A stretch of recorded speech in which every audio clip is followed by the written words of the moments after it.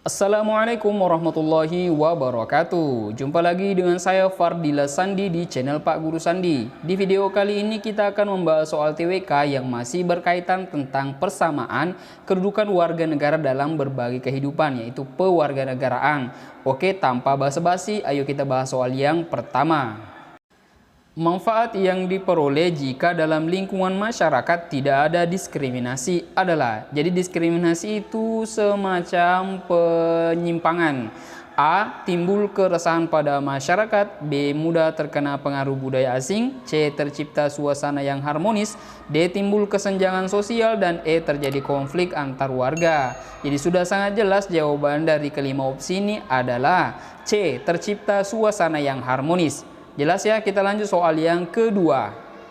Salah satu bentuk peranan pemerintah dalam upaya mengembangkan sikap menghormati persamaan kedudukan warga negara Indonesia tanpa membedakan ras, agama, gender, golongan, budaya, dan suku bangsa adalah A. Bersifat tertutup kepada masyarakat dalam pembangunan nasional. B. Mengabaikan kesetaraan sara dan gender. C. Membuat produk hukum yang menjamin persamaan warga negara.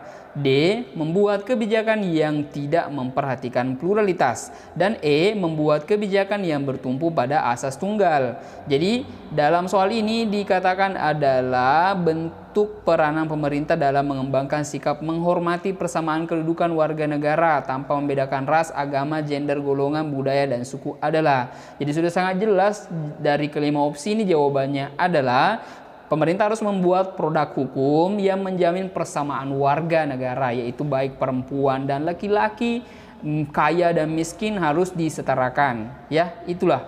Oke, kita lanjut soal yang berikutnya. Untuk membina sikap toleransi beragama dalam lingkungan masyarakat harus diciptakan berbagai hal berikut kecuali. Jadi dari kelima opsi ini satu diantaranya yang bukan.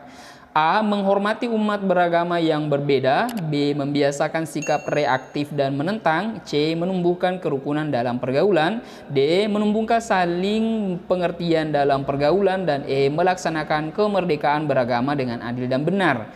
Jadi saya bacakan materinya, kamu tentukan di opsi mana dia berada. Oke?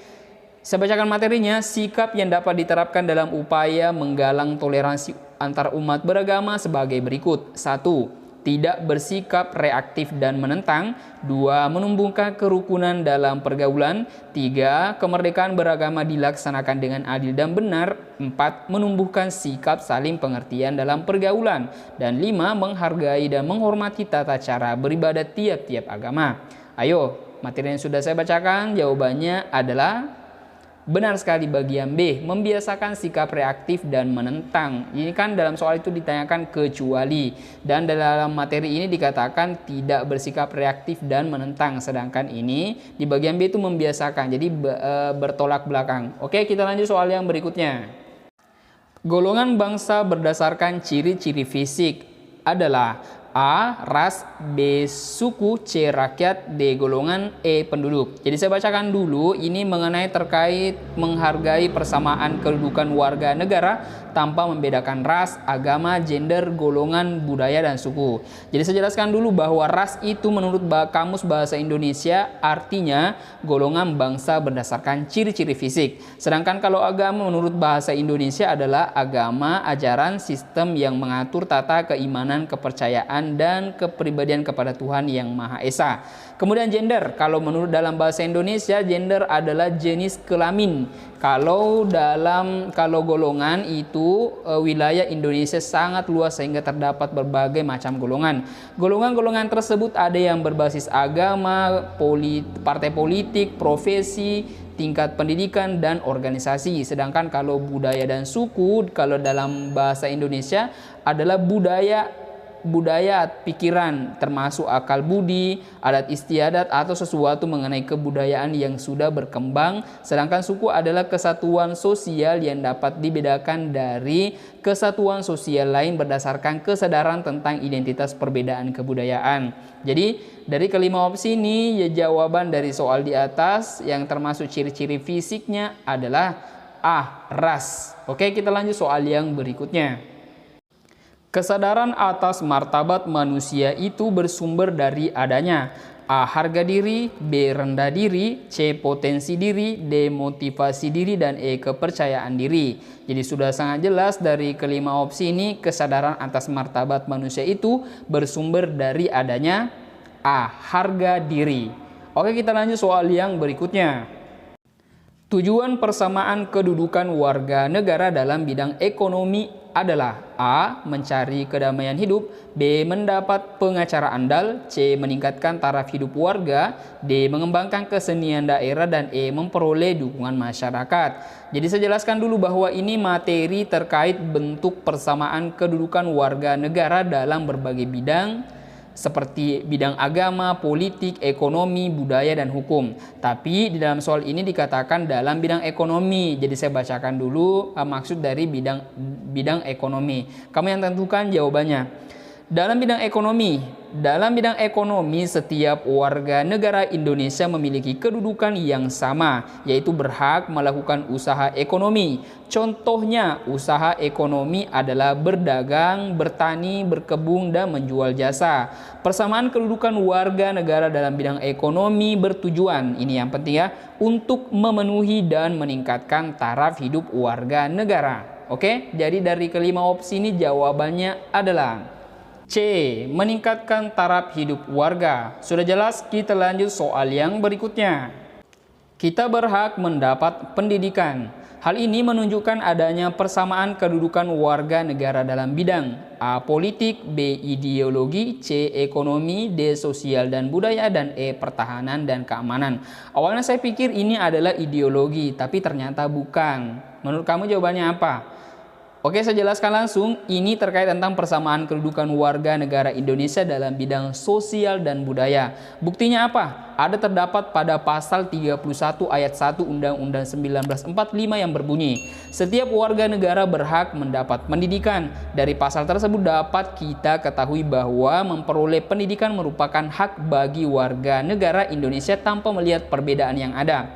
Yang kedua itu ada pasal 32 ayat 1 yang berbunyi, negara memajukan kebudayaan nasional Indonesia di tengah peradaban dunia dengan menjamin kebebasan masyarakat dalam memelihara dan mengembangkan nilai-nilai budayanya. Pasal tersebut merupakan jaminan bagi masyarakat untuk secara bebas dalam memelihara dan mengembangkan nilai-nilai budayanya. Oke, sudah sangat jelas maksud dari kita mendapat pendidikan untuk kesetaraan bagi warga negara terdapat pada opsi D, sosial dan budaya. Oke, kita lanjut soal yang berikutnya. Dalam upaya menghormati persamaan kedudukan warga negara, pemerintah mengeluarkan Undang-Undang Nomor 26 Tahun 2000 yang mengatur tentang A. Bantuan hukum, B. Pertahanan negara, C. Hak asasi manusia, D. Penyelenggara pemilu, dan E. Pengadilan hak asasi manusia. Ayo jawaban kamu apa? Jadi saya langsung bacakan dulu, ini dia materinya agak panjang.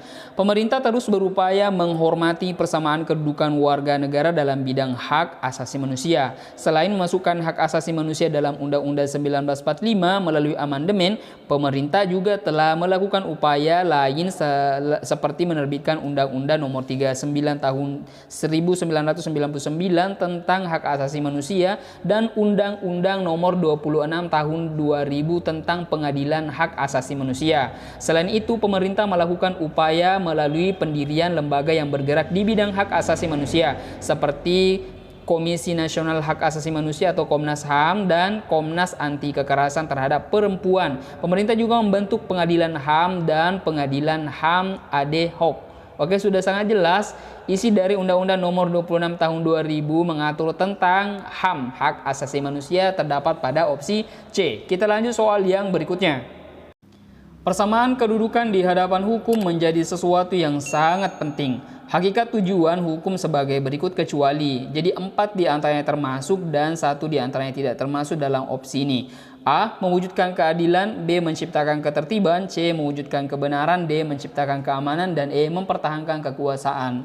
Jadi yang tidak termasuk itu adalah bagian E. Mempertahankan kekuasaan. Oke, sudah sangat jelas. Inilah soal yang terakhir. Perhatikan beberapa aspek berikut ini. Aspek 1. Menjunjung tinggi asas praduga tidak bersalah. Aspek 2. Melaksanakan kewajiban bela negara. Aspek 3. Meningkatkan peran serta partai politik yang mandiri. Aspek 4. Memperoleh kesempatan yang sama dalam lapangan kerja. Aspek persamaan kedudukan warga negara dalam bidang politik ditunjukkan oleh nomor A1 dan 2, B1 dan 3, C2 dan 3, D2 dan 4, dan E3 dan 4. Jadi aspek persamaan kedudukan warga negara dalam bidang politik adalah, jadi saya bacakan aja, kamu yang cocokkan mana di antaranya yang termasuk. Ada 4. Di antara aspek persamaan kedudukan warga negara dalam bidang politik adalah sebagai berikut. Yang pertama, memperketat dan memantapkan prinsip persamaan dalam kehidupan bermasyarakat, berbangsa, dan bernegara. 2. Meningkatkan peran serta partai politik yang mandiri dengan cara pendidikan kaderisasi yang intensif. 3. Mengembangkan sistem politik nasional yang demokratis. Dan yang terakhir adalah 4. Kewajiban bela negara terhadap keberadaan dan kelangsungan negara kesatuan Republik Indonesia. Ayo, dari kelima opsi ini mana jawaban yang paling tepat? Jawabannya adalah 2 dan 3. Oke, itulah tadi beberapa soal terkait tentang TWK dengan materi persamaan kedudukan warga negara dalam bidang kehidupan bermasyarakat dan pewarganegaraan dan lain-lain. Ini masih ada part 3-nya ya, tentang kewarganegaraan, apartheid, bipartheid, dan lain sebagainya akan kita bahas di video selanjutnya, insya Allah besok. Jadi tetap nongkrong di video ini ya.